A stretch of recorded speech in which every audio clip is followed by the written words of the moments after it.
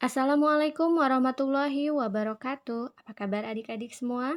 Hari ini kita akan belajar IPA mengenai sistem reproduksi pada manusia. Nah, coba siapa di antara kalian yang di benaknya pernah muncul pertanyaan seperti ini? Nah, ini dia. Bagaimanakah kamu bisa ada di dunia ini? Berapa lama kamu ada dalam kandungan ibu? Dari mana kamu mendapatkan makanan selama dalam kandungan? Kira-kira pernahkah muncul pertanyaan seperti itu? Nah, kamu tertarik bukan untuk mengetahui jawabannya? Ayo kita pelajari sama-sama bab ini dengan penuh semangat. Yap. Nah, sebelumnya, tahukah kalian apa tujuan dari sistem reproduksi pada manusia? Ada yang tahu? Ini dia.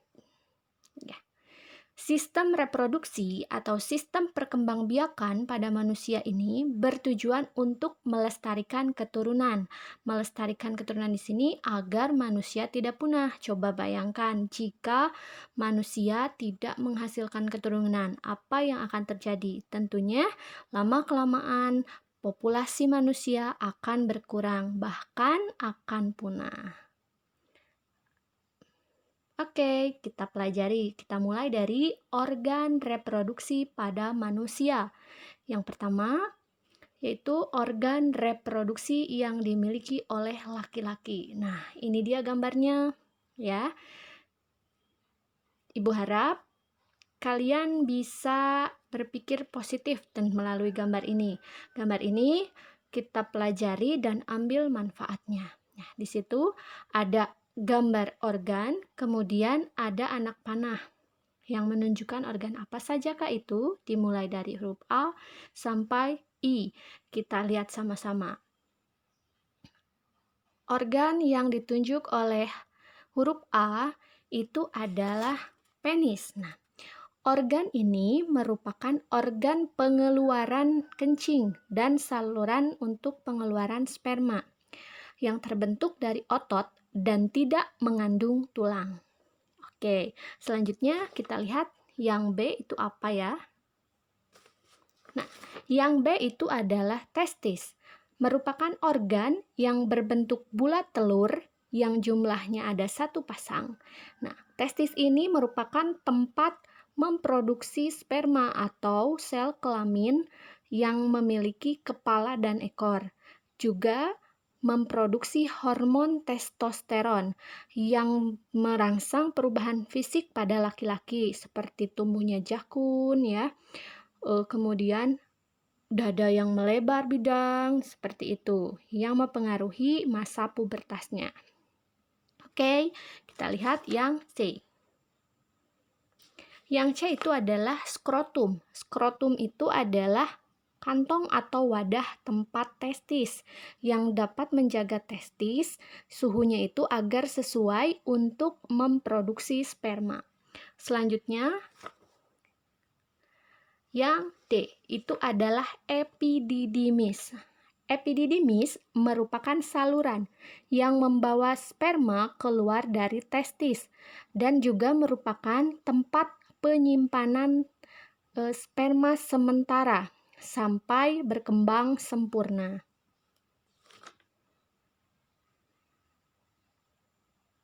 Selanjutnya, ada vas deferens.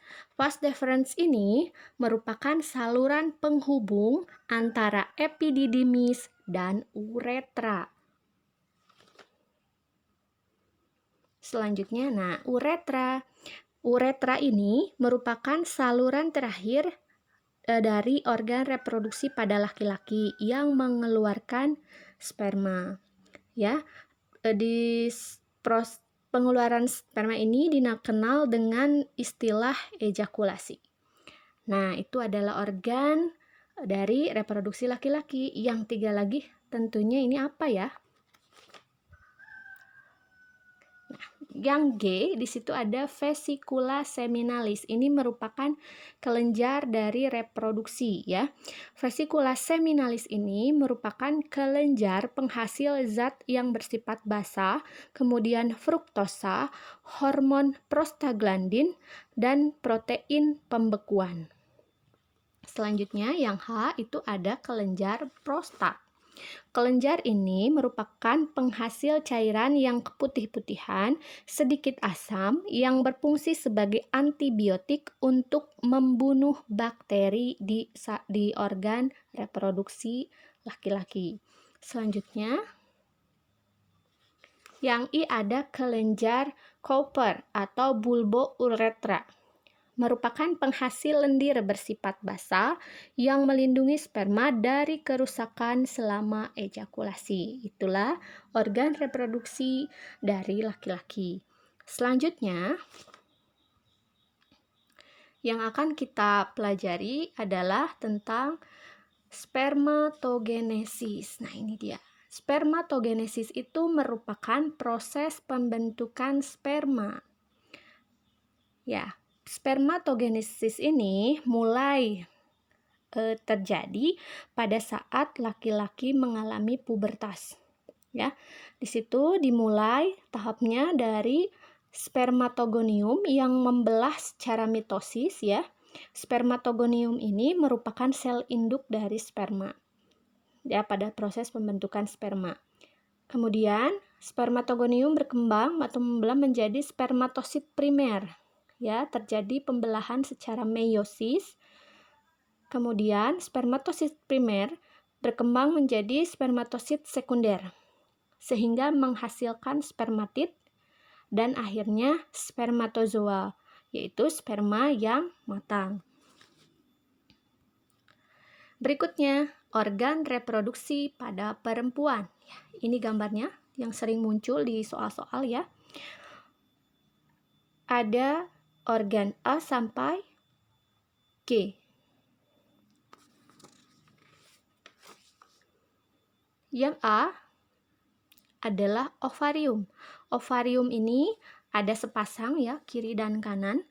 Ovarium ini merupakan tempat berkembangnya sel telur atau ovum sampai terjadi yang namanya ovulasi. Ovulasi itu yaitu proses pelepasan sel telur tersebut. Nah, selanjutnya yang B itu adalah oviduct ya. Oviduct atau tuba Fallopi. Nah, ini sepasang yang memanjang sampai ke samping rahim. Jadi sekalian perhatikan di gambarnya ya. Nah, tuba Fallopi atau oviduct ini merupakan saluran yang membawa sel telur dari ovarium dan berlanjut ke rahim. Pada oviduct ini terjadi yang namanya fertilisasi atau pembuahan. Nah, kemudian yang C-nya di situ infundibulum. Infundibulum ini merupakan struktur yang berbentuk corong yang menangkap sel telur saat dilepaskan oleh ovarium. Ya. Berikutnya yang D, uterus atau rahim ya, yang kita kenal sebagai rahim. Di situ rahim merupakan tempat berkembangnya janin. Ya, rahim di sini memiliki dinding yang tebal yang disebut dengan endometrium ya. Nah, endometrium ini merupakan dinding rahim yang berperan membentuk plasenta. Plasenta itu adalah penyuplai nutrisi pada janin. Berikutnya ada vagina. Nah, vagina ini tersusun dari otot-otot elastis yang dilapisi oleh selaput darah. Nah, vagina ini merupakan penghubung dari lingkungan luar dengan rahim. Nah, selain itu, vagina juga berfungsi sebagai saluran aliran darah menstruasi pada perempuan. Berikutnya, serviks. Nah, serviks ini merupakan saluran penghubung antara vagina dengan rahim. Ya, berikutnya akan kita pelajari yaitu proses oogenesis. Proses pembentukan sel telur atau ovum. Dimulai dari oogonium ya, berarti itu sel induk ya. Ogonium berkembang menjadi oosit primer yang terjadi pada waktu anak perempuan masih dalam kandungan. Selanjutnya berkembang menjadi oosit sekunder, otid, dan terbentuklah ovum.